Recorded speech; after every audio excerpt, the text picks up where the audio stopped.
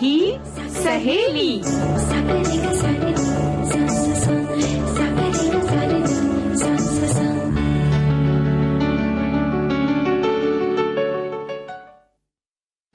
सखी सहेली कार्यक्रम सुनने वालों को पूनम त्रिपाठी और सोनाली पाठक का नमस्कार। नमस्कार सोनाली, कैसी हो? बहुत दिनों बाद शायद मुलाकात हो रही है तुमसे। वैसे बाहर मिलते हैं हम लोग पर इस मंच पर मिलना यानी अपने आप में एक बहुत सुखद अनुभूति होती है ना। वो तो है ही। हमारी बातचीत और श्रोताओं के जो मैसेजेस आते हैं मिलकर इन कार्यक्रम में कहना चाहिए चार चांद लगा देते हैं। ये महफिल जो है बहुत खूबसूरत बन जाती है ना, जब आप हो, मैं हूँ और हमारे साथ बहुत सारे श्रोता हैं, बहुत सारी सखियां हैं, उनके बहुत सारे मैसेजेस हैं और प्यारे प्यारे गाने हैं। बिल्कुल। तो आज हम किन विषयों को लेकर आए हैं, हम पहले वो बातें कर लेते हैं, चर्चा कर लेते हैं।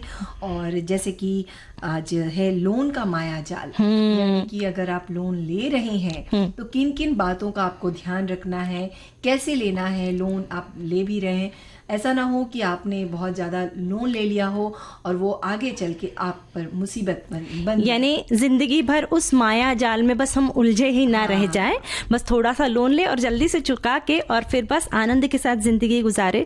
और जैसे आनंद की बात चलती है, जब हम खूबसूरत दिखते हैं उस वक्त हम बहुत आनंदित होते हैं।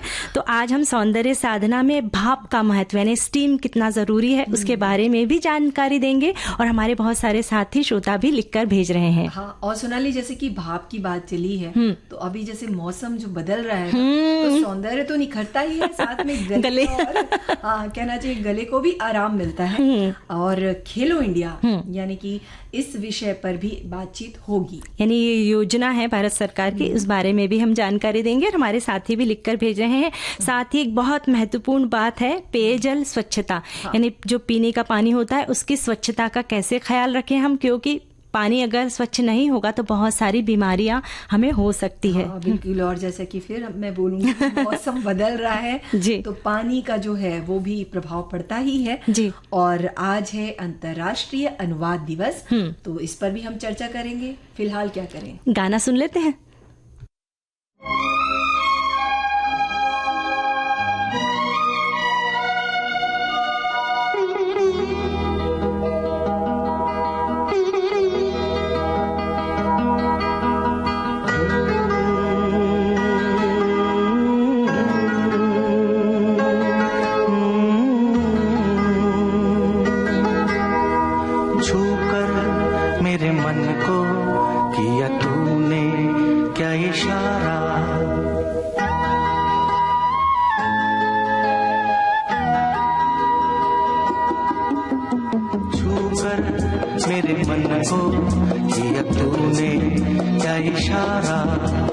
बदला ये मौसम लगे प्यारा जग सारा, छूकर मेरे मन को किया तूने क्या इशारा। बदला ये मौसम लगे प्यारा जग सारा, छूकर मेरे मन को किया तूने क्या इशारा।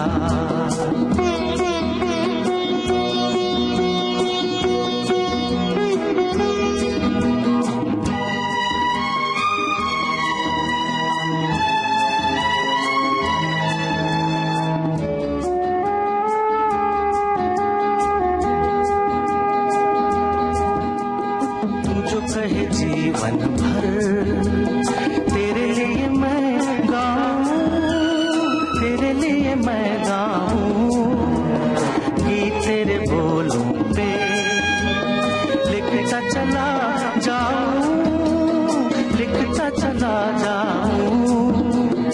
मेरे गीतों में तुझे ढूंढे जग सारा, छूकर मेरे मन को किया तूने क्या इशारा। बदला ये मौसम लगे प्यारा जग सारा, छूकर मेरे मन को किया तूने क्या इशारा।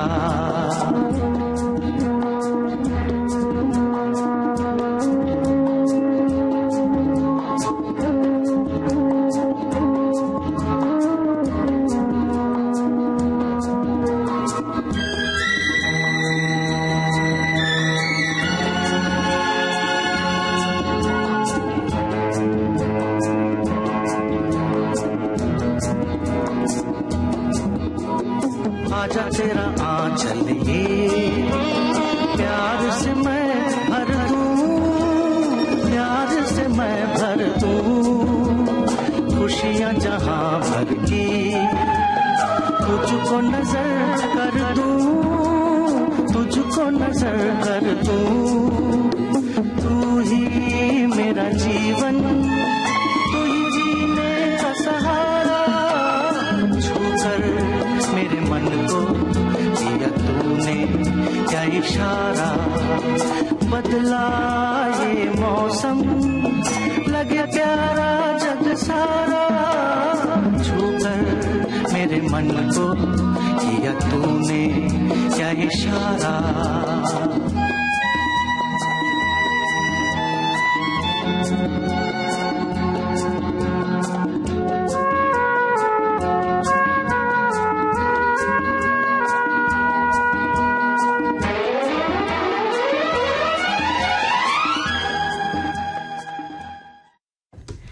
पूनम, तू कशी आहेस?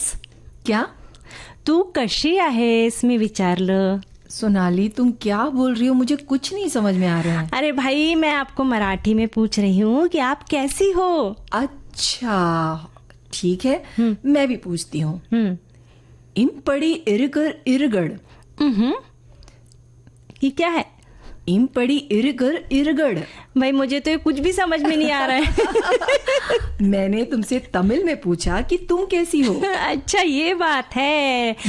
तो अनुवाद करके आपने बताया ना, तब मुझे समझ में आया कि आपने तमिल में पूछा और मैंने भी आपको अनुवाद करके बताया कि भाई तो ये जो अनुवाद या भाषा जो है, तरह तरह की जो भाषाएं होती हैं, इसकी खूबसूरती ही इसमें है ना. और इसकी जो मिठास होती है ना, उसका हम शब्दों में वर्णन नहीं कर सकते. जब कोई अपनी मातृभाषा में बात करता है तो वो इतना मिठास भरा होता है और उसमें अपनत्व का भाव होता है. बिल्कुल सही कहा तुमने सोनाली. और जैसे कि आज 30 सितंबर है और अंतर्राष्ट्रीय अनुवाद दिवस के रूप में हम इसे मना रहे हैं. और ये जो दिवस है वो बाइबल के अनुवादक सेंट जिरोम की स्मृति में मनाया जाता है, जो कि वर्ष 1953 से ये दिन अभी तक मनाया जाता रहा है. जी. और धर्म और संस्कृति को वैश्विक पहचान अनुवाद के माध्यम से ही मिलती है. लोक और जनजातीय भाषाओं के मध्य भी ग्रामीण और वनांचल के क्षेत्रों के लोग भी जो है इस भाषा का प्रचार प्रसार करते हैं और बातचीत करते हैं. बिल्कुल. और दुनिया की संस्कृति, सभ्यता, पर्यटन और भौगोलिक प्रकारों को आपस में जोड़ने के लिए अनुवादक की जो भूमिका होती है ना, बहुत महत्वपूर्ण होती है. विश्व साहित्य का अगर आनंद हम लेते हैं तो हम अनुवाद से ही ले सकते हैं इसका. जैसे कि हमारी जो प्राचीन लेख की बात की जाए, वो संस्कृत में थी, तो उसका जब अनुवाद हुआ तो सारे लोगों तक वो पहुंचता भी है और तभी उसका आनंद ले सकते हैं आप. ये बात तो आपने बहुत सही कही पूनम. पर एक और बात है कि ये जो अनुवादक है या फिर जो हम अनुवाद करते हैं, युवाओं और विद्यार्थियों के लिए एक बेहतरीन करियर का ऑप्शन भी है. 2 से अधिक भाषाओं को सीखकर समाचार वाचक, अनुवादक, डबिंग, लेखन, पर्यटन के क्षेत्र में अपनी जीविका का हम उपार्जन कर सकते हैं. और औद्योगिकरण के चलते अनुवाद विश्व की प्रथम आवश्यकता बन गया है ना. तो हम सारे हमारे श्रोताओं को, साथियों को अंतर्राष्ट्रीय अनुवाद दिवस की बहुत सारी शुभकामनाएं देते हैं. और सोनाली, हमारे एक श्रोता ने लिख भी भेजा है कि मेरे ससुर जी की एक किताब जिसका अनुवाद 8 भाषाओं में हुआ है. क्या बात अनुवाद तभी होता है जब उसकी उपयोगिता समाज को अधिक हो.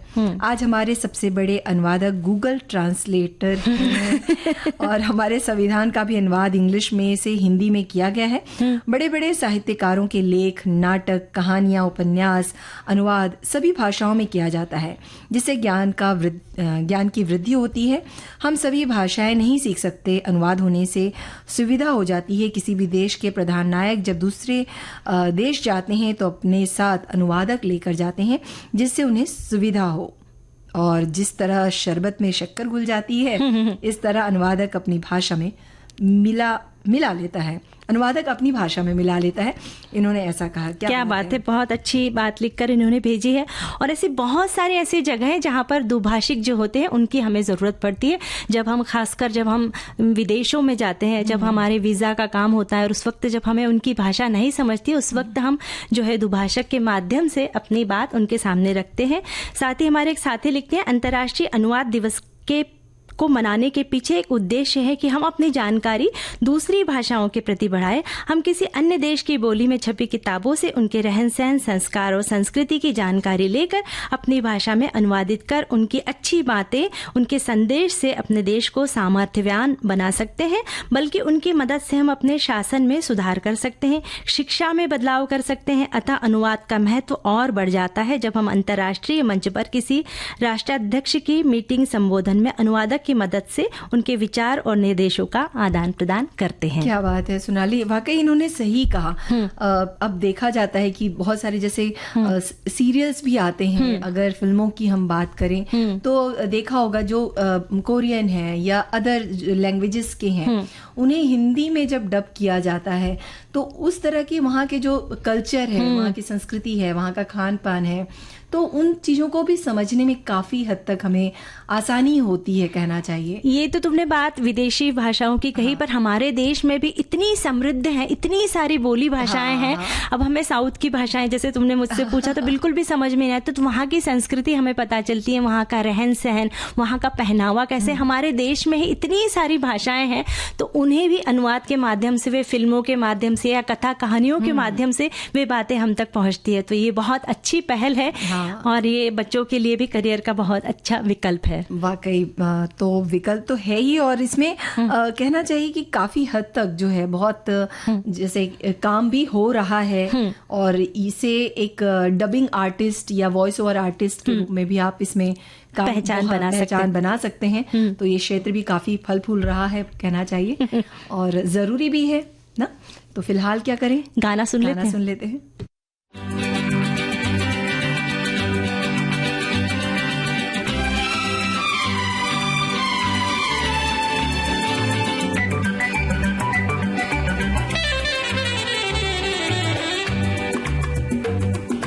अंग्रेजी में कहते हैं कि आई लव यू, गुजराती माँ बोले तने प्रेम करूं छू छू छू, बंगाली में कहते हैं आमी तो माँ के भालोबाशी, और पंजाबी में कहते हैं तेरी तो तेरे बिन मर जाना, मैं तेनू प्यार करना, तेरे जियो नहीं लबड़ी ओ साथी हो निबलिए। अंग्रेजी में कहते हैं कि आई लव यू, गुजराती माँ बोले तने प्रेम करूं छू, बंगाली में कहते हैं आमी तो माँ के भालोबाशी, और पंजाबी में कहते हैं तेरी तो तेरे बिन मर जाना, मैं तेनू प्यार करना, तेरे जियो नहीं लबड़ी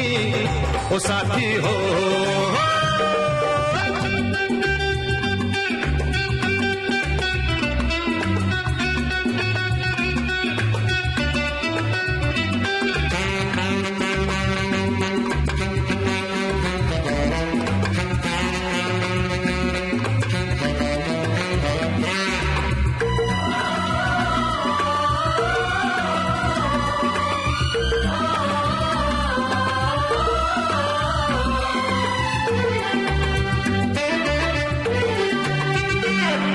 हम तुम पे इतना डाइंग जितना सी में पानी लाइंग, आकाश में पंछी फ्लाइंग, भौरा बगियन में गाइंग। हम तुम पे इतना डाइंग जितना सी में पानी लाइंग, आकाश में पंछी फ्लाइंग, भौरा बगियन में गाइंग। अंग्रेजी में कहते हैं कि आई लव यू, गुजराती माँ बोले तने प्रेम करूं छू, बंगाली में कहते हैं आमी तो माँ के भालोबाशी, और पंजाबी में कहते हैं तेरी तो तेरे बिन मर जाना, मैं तेनू प्यार करना, तेरे जियो नहीं लबड़ी ओ साथी हो।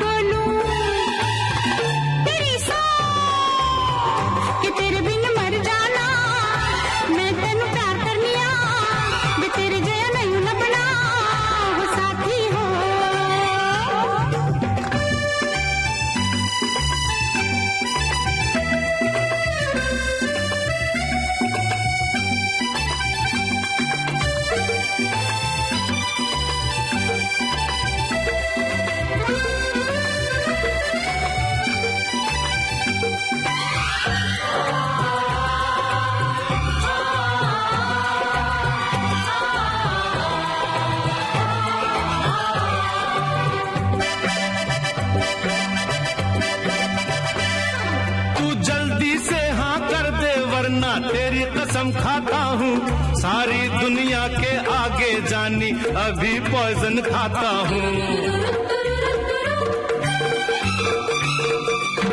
तू जल्दी से हाँ कर दे वरना तेरी कसम खाता हूँ, सारी दुनिया के आगे जानी अभी पॉइजन खाता हूँ।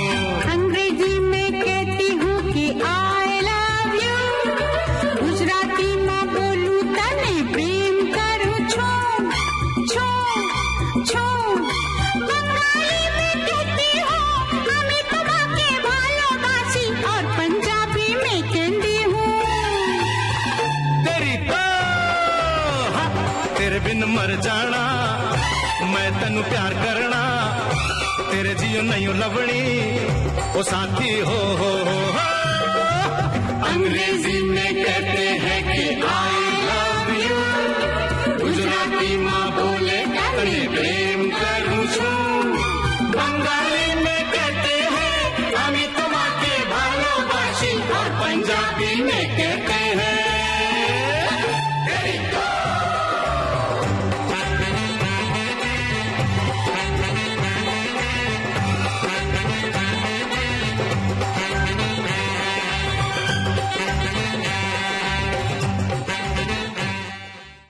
क्या बात है।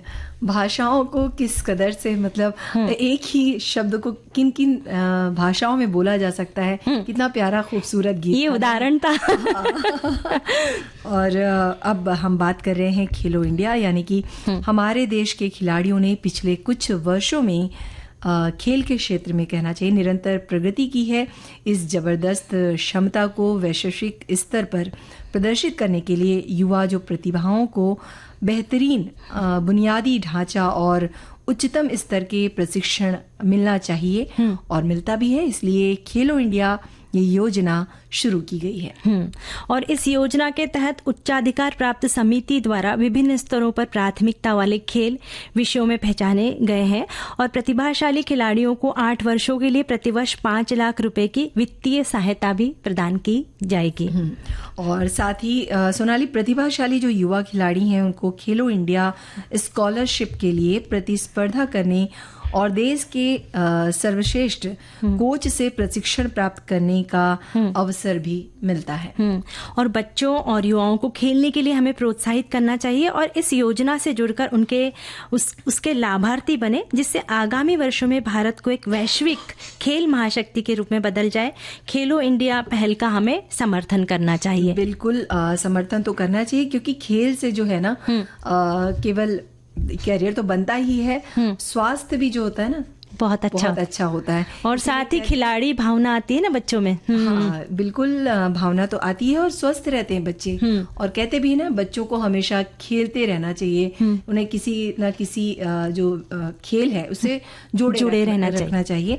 वैसे ही हमारे जो श्रोता हैं वो कह रहे हैं कि किसी के जीवन में खेल और फिटनेस का महत्व अमूल्य है। खेल खेलने से टीम भावना विकसित होती है, रणनीतिक और विश्लेषणात्मक विश्लेषण करने की जो सोच होती है, नेतृत्व होता है, कौशल होता है, लक्ष्य निर्धारण और जोखिम लेने की क्षमता विकसित होती है।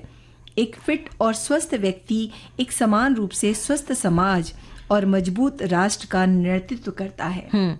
साथ ही हमारे एक साथी लिखते हैं कि खेलो इंडिया ये अभियान सरकार के द्वारा हमारे देश के युवा पीढ़ी को खेल के प्रति अपनी रुचि को बढ़ाने और उनके माता पिता में खेल के प्रति जागरूकता बढ़ाने के लिए काम करता है। अगर आपके बच्चे को भी खेल में रुचि है तो आप ये नहीं सोचे कि खेल में करियर नहीं है, उन्हें खेल में आगे बढ़ने दे, अपने रुचि के अनुसार उन्हें खेल खेलने दे। खेल खेलना बहुत अच्छा है, ऐसा उन्होंने लिख कर भेजा। बिल्कुल सही। और हमारे एक श्रोता हैं वो लिख भी रहे हैं कि खेल हमारे देश के समग्र विकास के लिए एक अत्यंत महत्वपूर्ण घटक है।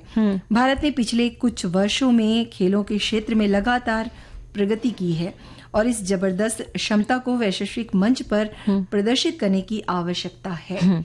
और वाकई बहुत अलग अलग तरह के खेल देखने को मिलते हैं और केवल कहना चाहिए कि पहले ऐसा होता था कि सिर्फ लड़कों को ही खेल के क्षेत्र में करियर बनाने के लिए दिया जाता था, लेकिन आज हम देख रहे हैं कि लड़कियां भी जो हैं वो बढ़ चढ़कर इस करियर की ओर बढ़ रही है, हिस्सा ले रही है। और माता पिता भी उन्हें प्रोत्साहन दे रहे हैं कि बच्चियों को भी प्रोत्साहित कर रहे हैं कि भाई खेलो और खूब आगे बढ़ो, क्योंकि पुराने जमाने की जो कहावत थी वो अब मिटने लग गई है। अब खेलों में जो है लोग आगे बढ़ रहे हैं और ये बहुत अच्छी बात है। इसमें जैसे मैंने पहले भी कहा पूनम की, इससे खिलाड़ी भावना जागृत होती है और बच्चों को जो है ना खेल में कैसे होता है ना कि हार जीत होती। तो आजकल के बच्चे जो घर में बैठ के वीडियो गेम खेलते हैं उन्हें सिर्फ और सिर्फ जीतना होता है, तो उनके मन में यही होता है कि मैं बस जीतूंगा। कभी वे हार को फिर आगे चल के स्वीकार नहीं करते हैं। और जब वे मैदानी खेल खेलते हैं या इस तरह से खेल खेलते हैं तब उनके अंदर जो है वो हार को भी स्वीकारने की शक्ति निर्माण होती है। तो यानी हार भी स्वीकारते हैं कि भाई हार जीत चलती रहती है ना, खिलाड़ी भावना जागृत होती है। इसके साथ ही वे शेयरिंग सीखते हैं कि किस तरह से अपने साथी को बचाना है, किस तरह से उसे जिताना है। इस तरह की भावना जागृत होती है। साथ ही केयरिंग की भावना भी जागृत होती है। अगर खेलते खेलते हमारा दोस्त कोई गिर गया है, उसे चोट आ गई, तो उसकी कैसे मदद करना है। एकता की भावना कहना चाहिए कि मिलजुल कर किसी काम को करने की भावना पैदा होती है। और वहीं हमारे श्रोता भी लिख रहे हैं कि खेलो इंडिया ये अभियान सरकार के द्वारा हमारे देश के युवा पीढ़ी को खेल के प्रति अपनी रुचि को बढ़ाने और उनके माता पिता में खेल के प्रति जागरूकता बढ़ाने के लिए किया जा रहा है। और वाकई और माता पिता की रुचि बढ़ेगी तभी बच्चों को शामिल करेंगे। फिलहाल हम एक गीत सुनते हैं।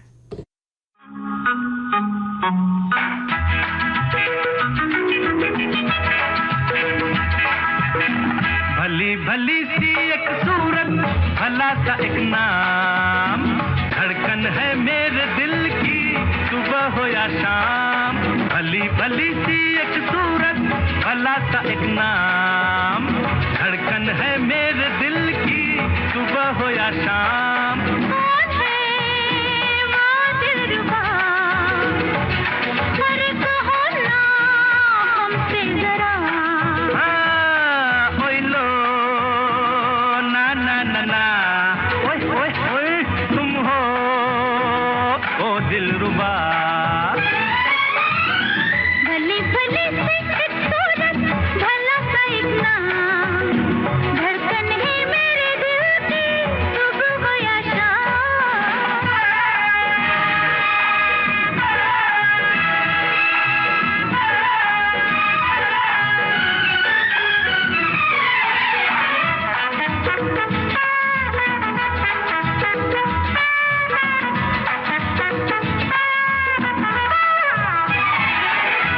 हुई मेरे भी जिया की चोरी। अच्छा अरे हाँ, उस चोर की शक्ल है गोरी। तो क्या हुआ?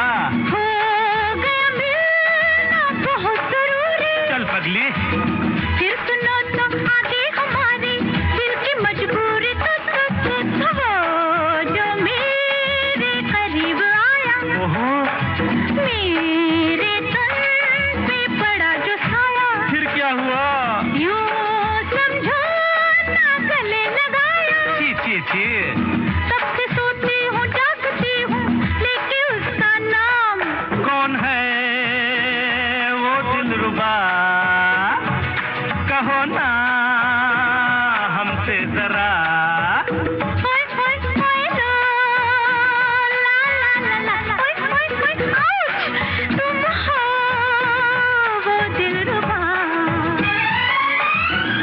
भली भली सी एक सूरत, भला सा एक नाम, धड़कन है मेरे दिल की सुबह हो या शाम।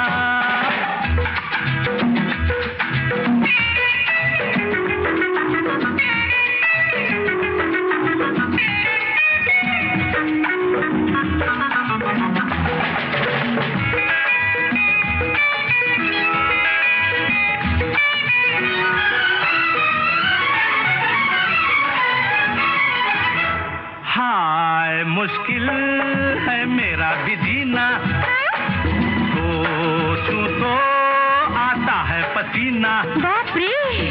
कल मैंने देखी अजब हसीना, प्यार में उसके धड़के मेरा दिल, जलता है सीना धक धक धक। पास वो आई बड़ी अदा से, बोली क्यों हो खफा खफा से। हाय मर जाऊं। हम भी थे एक नजर के प्यासे, क्यों नहीं।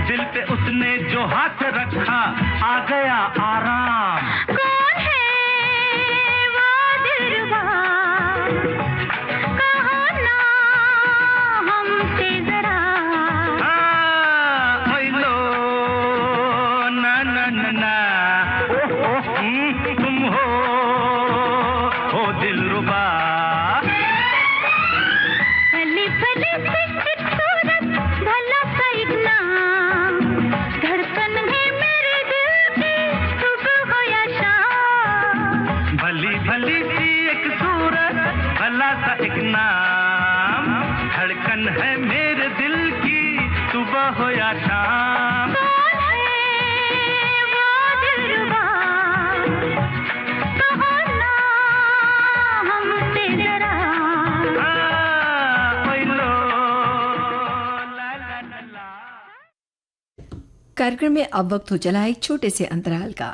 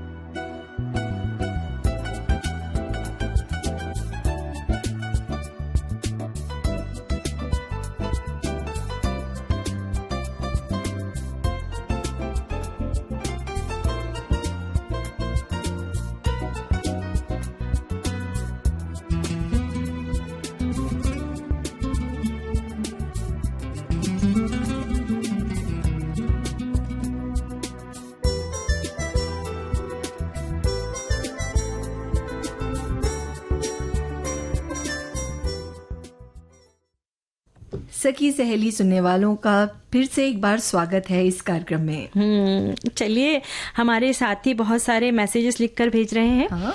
और हमारे साथी ने एक लिखा है कि अंतर्राष्ट्रीय अनुवाद दिवस की सबको बहुत बहुत बधाइयाँ। अलग अलग भाषाएं सीखना मुझे बचपन से पसंद है। मैं गुजराती, हिंदी, इंग्लिश, जापानी और बंगाली पढ़ सकता हूँ। क्या बात है। और थोड़ी बहुत कोरियन भी पढ़ लेता हूँ। क्या बात है, मतलब इतनी सारी भाषाएं, यानी इतनी सारी क्षमता है आप में कि है ना, कि इतनी सारी भाषाओं को सीखना नहीं अपने आप गॉड गिफ्ट है। तो वैसे हमारे श्रोता लिख रहे हैं कि तमे केम छो, गुजराती कैसे हैं। तो भाई हम तो अच्छे हैं, आप कैसे हैं? आप भी अच्छे होंगे। और बहुत अच्छी अच्छी जो संदेश हैं हम तक पहुंचे हैं। और आज जो हम बात कर रहे हैं स्वच्छ जल की, और मौसम बदल रहा है तो पानी का भी ख्याल रखें, उबाल कर पानी पिएं। और फिटकिरी, अगर आप पानी भर लिए तो आपने तो फिटकिरी फेर कर उसे रख दें, थोड़ी देर के लिए छोड़ दें, उसके बाद वो पानी पिएं। यानी कि स्वच्छ जल लेंगे तभी आप स्वस्थ रहेंगे। हमारे एक साथी लिखते हैं, स्वच्छ जल वह पानी है जो पीने या भोजन तैयार करने के लिए सुरक्षित है, जिसे पीने योग्य पानी के रूप में जाना जाता है। जीवन भर पीने से कोई नुकसान नहीं होता है। बिल्कुल सही। और हमारे एक श्रोता ने बहुत से तरीके जो हैं वो भेजे हैं कि किस किस तरह से पानी को स्वच्छ हम रख सकते हैं। जैसे कि उबालना, उन्होंने लिखा है फिटकिरी का उपयोग करना, क्लोरीन का भी इस्तेमाल किया जाता है। खासकर बाजार में क्लोरीन मिलता भी है तो उसे पानी में डालकर साफ किया जा सकता है। ब्लीच का इन्होंने उपयोग बताया है, जो कि आगे लिख रहे हैं कि पानी को साफ करने के लिए ब्लीच का भी इस्तेमाल किया जाता है। ब्लीच में सोडियम हाइपोक्लोराइड होना चाहिए। पानी गर्म करने के बाद ब्लीच का इस्तेमाल करें। साथ ही सूर्य प्रकाश भी लिखा है इन्होंने कि पानी को शुद्ध करने का सबसे प्राकृतिक तरीकों में से एक है सूरज की रोशनी का इस्तेमाल करना। पानी को एक साफ कंटेनर में भरकर कम से कम 6 घंटे के लिए धूप में छोड़ दे।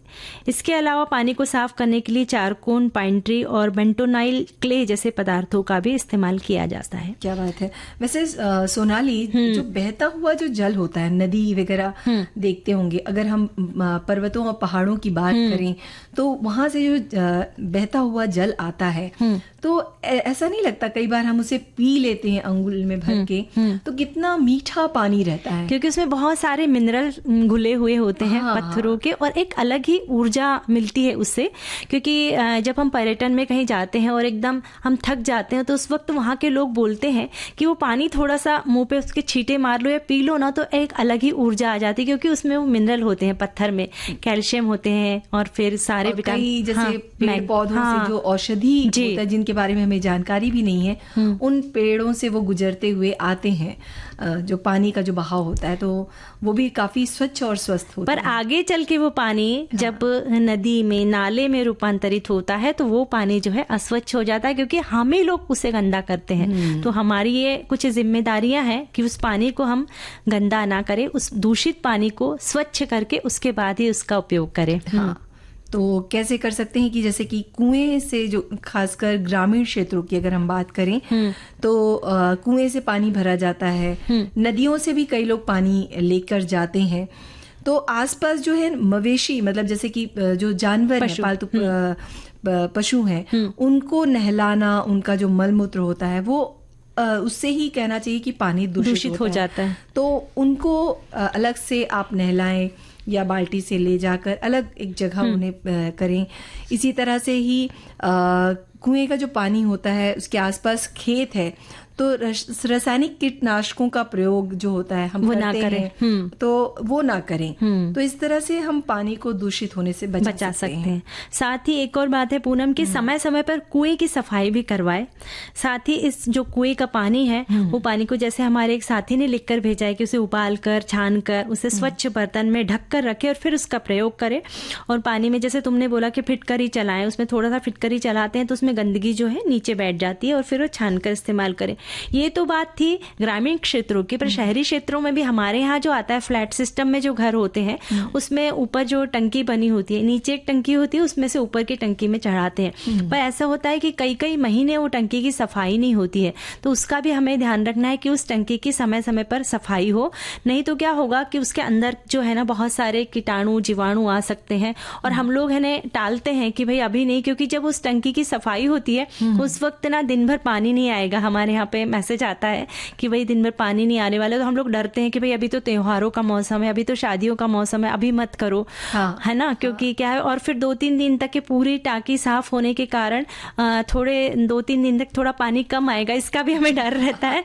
तो जो है, पर हमारी जान से ज्यादा ये तकलीफ नहीं है, तो हमें इस बात का ख्याल रखना चाहिए कि उसकी टंकी की बार बार सफाई हो। साथ ही हमारे घर में जो हम पानी भर के रखते हैं, तो बहुत बार ऐसा होता है कि हम बाजार से पानी मंगवाते हैं और वो पानी जो होता है प्लास्टिक के कंटेनर में होता है, उसी में टोटी लगी हुई होती है, तो हम उसमें का पानी ना पिए। अपने घर में मिट्टी का बर्तन, मिट्टी का घड़ा हो, पीतल का हो या फिर तांबे का बर्तन या स्टील का बर्तन, उसमें उड़ेल दे वो पानी और उसे ढक कर रखे। और पानी लेने का जो बर्तन होता है वो भी अलग रखे, स्वच्छ रहना चाहिए, वो भी साफ सुथरा, बिल्कुल जमीन पर ना रखे, कहीं ना रखे, और उससे लेने, सिर्फ पानी लेने के लिए ही उसका इस्तेमाल करें।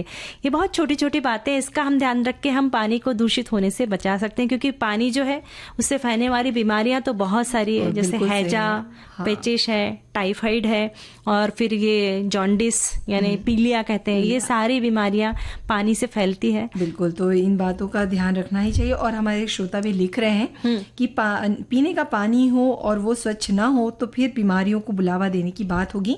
खासकर इस बरसाती मौसम में पानी जो नल से दिया जाता है उसे अगर फिल्टर किए बिना वितरित किया जाता है तो हम बीमार पड़ सकते हैं। तो बिल्कुल बात सही कही आपने।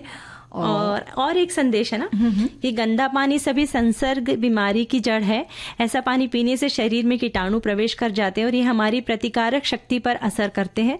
घर में जितने भी पानी के बर्तन हैं उसकी स्वच्छता रखें। बाहर जब भी जाए तो अपने पास पानी की बोतल जरूर रखें। ये भी बहुत अच्छी बात। ये बिल्कुल सही कहा इन्होंने कि कई बार ऐसा भी होता है कि हम पूरे दिन के लिए अगर हम बाहर निकल रहे हैं और कहीं का भी पानी हमने पी लिया तो बीमार पड़ना कि बीमार तो पड़ेंगे ही आप। हाँ बिल्कुल, तो घर से ही पानी की जो बोतल है वो आप लेके चलें, स्वच्छ पानी पिएं और स्वस्थ रहें। और गाना सुने।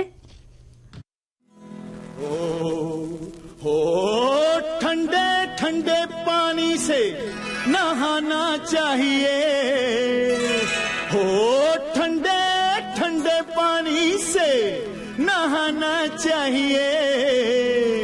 गाना आए या ना आए गाना चाहिए। हाँ, गाना आए या ना आए गाना चाहिए। हो पुत्रा ठंडे ठंडे पानी से नहाना चाहिए। गाना आए या ना आए गाना चाहिए। अरे गाना आए या ना आए गाना चाहिए।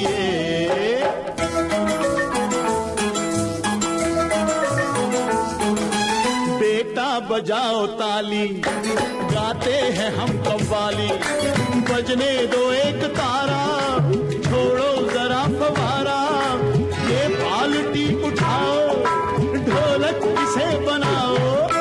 बैठे हो क्या ये लेकर, ये घर है या है थिएटर, पिक्चर नहीं है जाना, बाहर नहीं है आना, मम्मी को भी बुलाना चाहिए। तेरी मम्मी को भी अंदर बुलाना चाहिए। गाना आए या ना आए गाना चाहिए। अरे गाना आए या ना आए गाना चाहिए।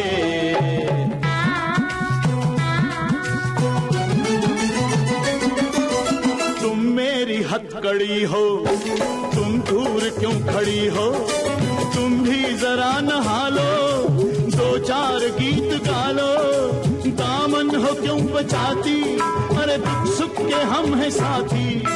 छोड़ो हटो अनाड़ी, मेरी भिगो दी साड़ी, तुम कैसे बेशर्म हो, बच्चों से कोई कम हो, मम्मी को तो लड़ने का बहाना चाहिए। चुप बे शैतान, मम्मी को तो लड़ने का बहाना चाहिए।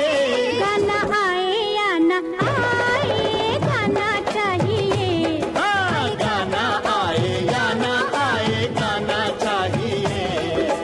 ए, ओ, ओ,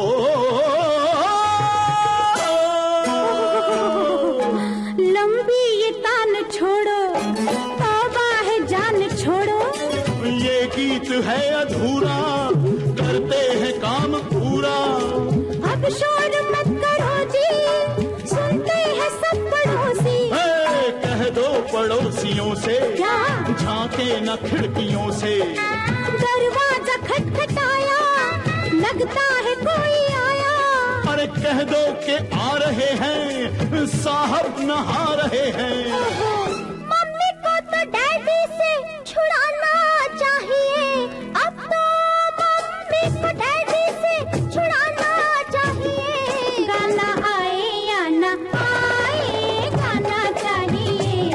अरे गाना आए या ना आए गाना चाहिए।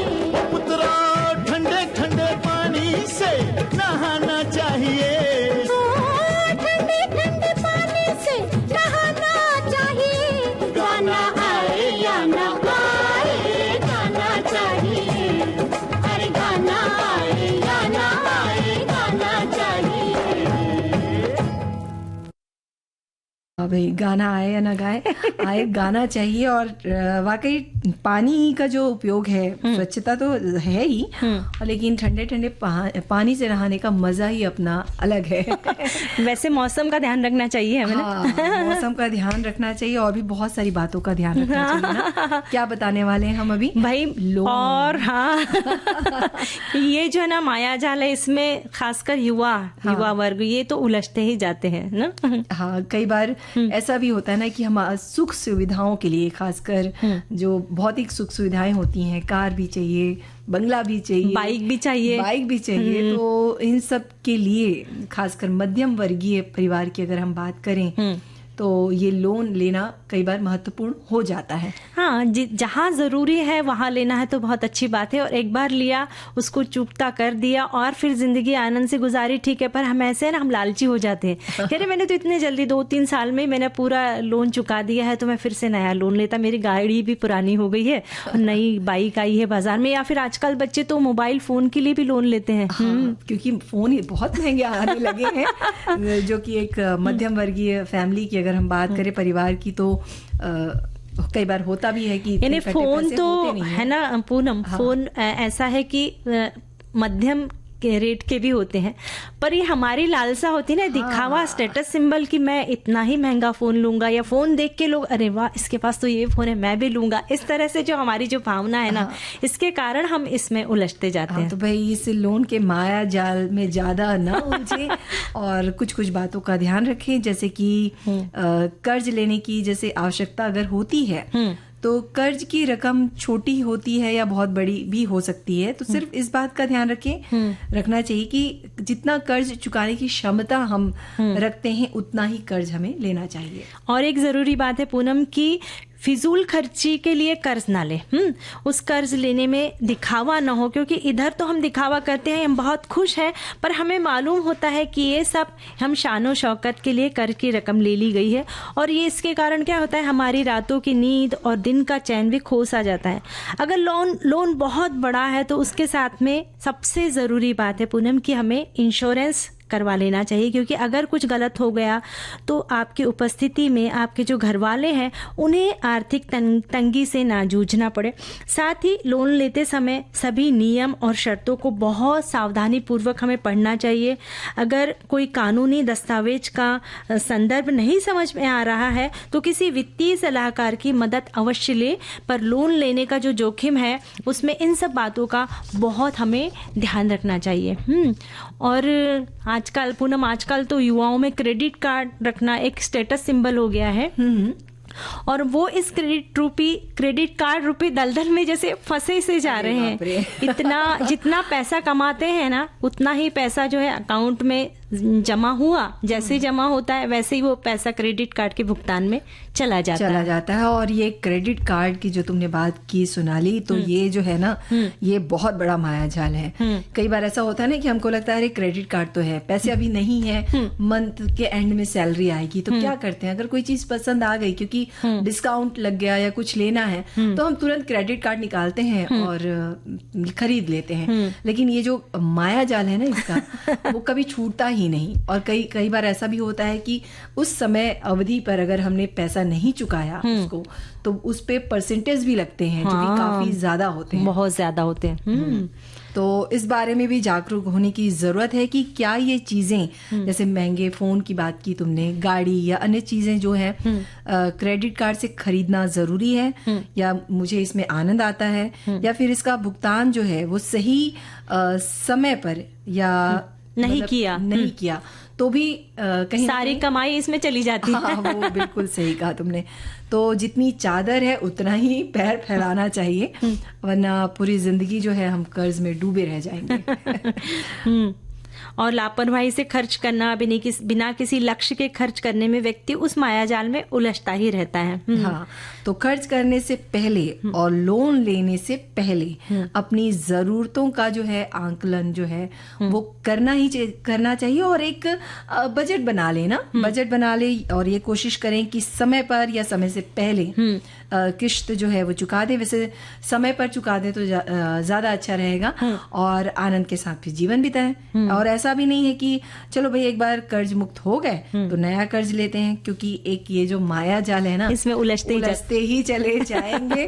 तो जितना कम कर्जा आप लेंगे उतना ही आप सुखी लेंगे। वैसे हमारे जो पूर्वज, हमारे जो बड़े बुजुर्ग कहते भी थे ना कि कर्जा नहीं लेना चाहिए। तुम घर में चावल नमक खा लो, लेकिन कर्जा नहीं लेना।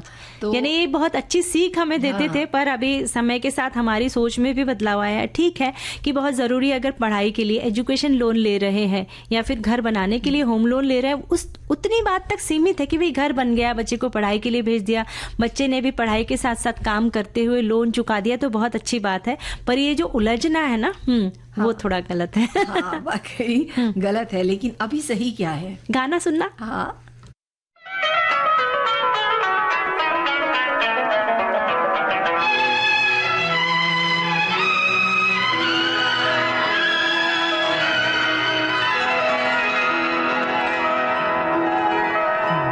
तुम भुला न दोगे, सपने ये सच ही होंगे, हम तुम जुदा न होंगे, हम तुम जुदा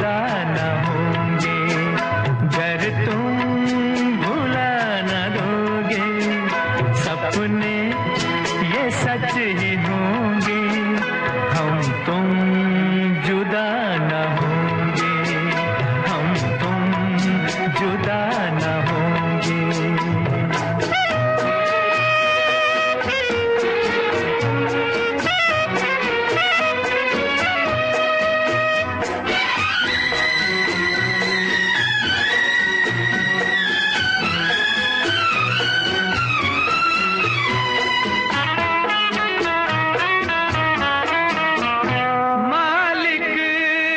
अपने हाथों जिस दम हमें बनाया, डाली दिलों में धड़कन और दिल से दिल मिलाया, फिर प्यार का फरिश्ता दुनिया में लेके आया। गर तुम भुला न दोगे सपने ये सच ही होंगे, हम तुम जुदा न होंगे, हम तुम जुदा न होंगे।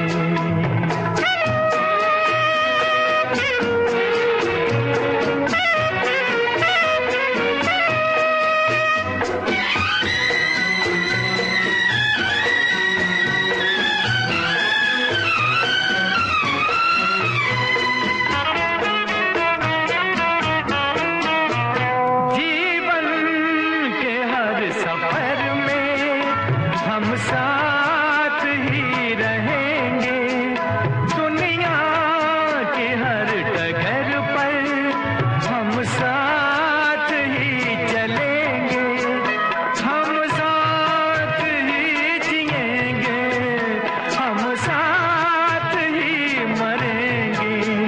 गर तुम भुला न दोगे सपने ये सच ही होंगे, हम तुम जुदा न होंगे, हम तुम जुदा न होंगे। गर तुम भुला न दोगे सपने ये सच ही होंगे, हम तुम जुदा न होंगे, हम तुम जुदा न होंगे। हमारे एक जो श्रोता हैं वो लिख रहे हैं कि लोन का माया जाल, एक लोन का मतलब हरा घास, दूसरा लोन का मतलब उधार। इस पहले वाली लोन के मैदान पर खुले पैर चलने से शरीर और सेहत के लिए फायदेमंद रहता है, जबकि दूसरी उधारी वाली लोन पर चलने या लेने का विचार सोच समझकर लेना चाहिए, क्योंकि अगर इस लोन के चक्कर मतलब माया जाल में फंस गए तब समझिए सेहत बिगड़ने की संभावना ज्यादा है। अपने पैरों के साथ चप्पल भी घिस जाएगी, ऊपर से आर्थिक और मानसिक दंड भी लगेगा, वो अलग। बहुत सही बात। और हमारे एक साथी लिखते हैं, उधार की बाइक, उधार का फोन, उधार पर घूमूं जैसे हूँ डॉन, दोस्तों से मांगू पैसे 1000 फिर भी कहूँ यार मैं हूँ लाचार, उधार का खाना, उधार की चाय भैया अब तो सैलरी आ जाए। ऐसे ही चलता रहा है ये सिलसिला, उधार ने मुझसे दोस्ती कर ली पक्की वाला। हाँ, क्या बात है, बहुत सही। और अब हम बात करेंगे भाव की, यानी कि अगर सुंदर दिखना है और खूबसूरत दिखना है तो भाई भाव जो है वो बहुत महत्व रखता है। और हमारे एक श्रोता ने लिख भी भेजा है कि अगर हमारे पूरे शरीर में बहुत छोटे छोटे छिद्र होते हैं, हमारा शरीर इन छिद्रों के माध्यम से सांस भी लेता है, पसीने के रूप में शरीर की गंदगी भी निकलती है। अगर ये छिद्र किसी कारण से बंद हो जाते हैं तो वहाँ पर फोड़े फुंसी होने लगते हैं, इसी कारण से कील मुहासे भी होते हैं। भाप स्नान से ये छिद्र खुल जाते हैं और वहां पर स्किन साफ हो जाती है। वैसे समय समय पर भाप स्नान लेने से शरीर के अंदर की गंदगी निकल जाती है। और हमारे साथी एक लिखते हैं कि सौंदर्य भाप रोम छिद्रों को खोलती है, गहरी सफाई के लिए भी किसी की तरह की गंदगी को हटाने में मददगार साबित होती है। रोम छिद्रों को खोलने से ब्लैक हेड्स भी नरम हो जाते हैं, जिससे उन्हें निकालना आसान हो जाता है। ये रक्त संचार को बढ़ावा देता है। तौलिया गर्म पानी में डालकर निचोड़कर चेहरे पर भी रखकर हम भाप ले सकते हैं, या फिर स्टीमर की सहायता से भी भाप ले सकते हैं। भाप लेने के बाद त्वचा को साफ करके कोई क्रीम जरूर लगाना चाहिए। क्या बात है। और इसी तरह से शरीर पर ही नहीं, बालों में भी जब हम तेल की मालिश करते हैं, उसके बाद जब हम भाप लेते हैं तो तेल जो है वो अंदर तक पहुंचकर और भी ज्यादा बोलना चाहिए, असरदार साबित होता है। साथ ही भाप या स्टीम लेने से त्वचा का ब्लड सर्कुलेशन बढ़ने में मदद मिलती है, बालों का झड़ना, टूटना, गिरना काफी हद तक कम हो जाता है। और भाप बहुत नजदीक से ना ली जाए, और जितनी भी लेना है तो बस 2 या 3 मिनट से ज्यादा न ले, क्योंकि भाप लेने से थोड़ी त्वचा जो है ना ड्राई भी हो जाती है। तो अगर जैसे हमारे साथी ने बोला, वैसे गर्म पानी में तौलियों को डुबाकर उसे अच्छे से निचोड़कर वो बालों में लपेट ले, और ये प्रक्रिया 2-3 बार दोहराना चाहिए। साथ ही जब हम बॉडी मसाज करते हैं उसके बाद भी स्टीम दी जाती है, और ये सिर्फ है ना किसी जानकार मार्गदर्शक की सहायता से ही ले, अपने हाथ से ना ले, क्योंकि लेने में थोड़ी जोखिम हो सकती है। अच्छा, तो भाई ये तो है ही, भाप लेना चाहिए। एक और चीज है, क्या लेना चाहिए? गाना लेना चाहिए और गाना सुनाना चाहिए। सुनते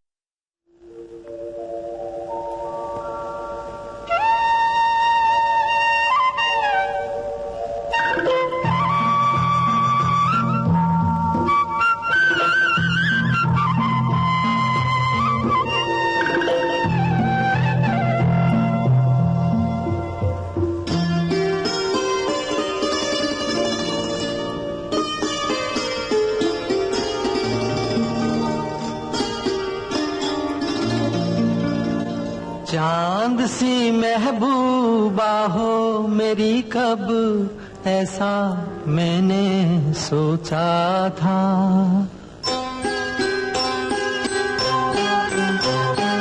हाँ, तुम बिल्कुल वैसी हो जैसा मैंने सोचा था। चांद सी महबूबा हो मेरी, कब ऐसा मैंने सोचा था। हाँ, तुम बिल्कुल वैसी हो जैसा मैंने सोचा था।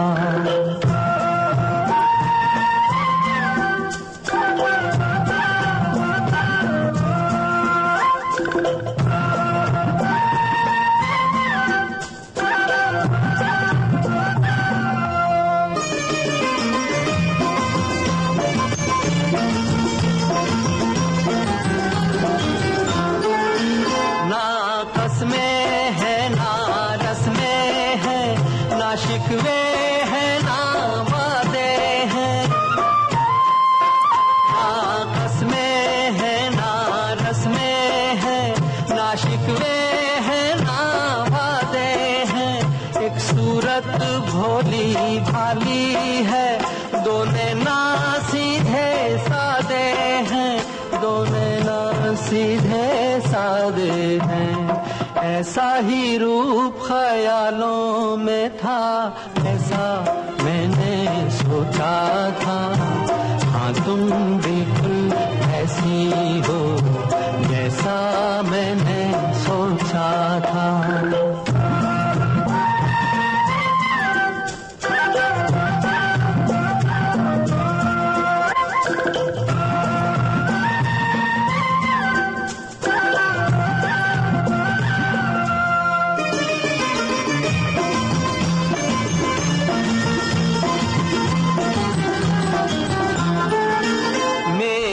खुशियाँ ही ना बांटे, मेरे गम भी सहना चाहे। मेरी खुशियाँ ही ना बांटे, मेरे गम भी सहना चाहे। देखे ना ख्वाब वो महलों के, मेरे दिल में रहना चाहे, मेरे दिल में रहना चाहे।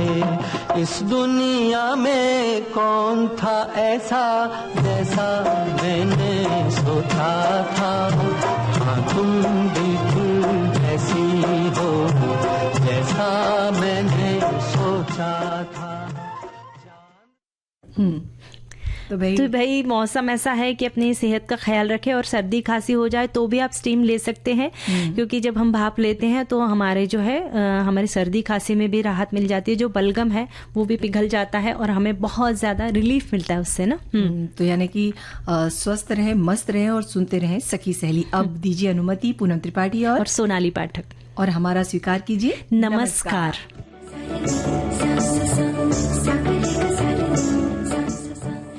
इस कार्यक्रम की प्रस्तुतकर्ता अनुश्री पाठक। सखी सहेली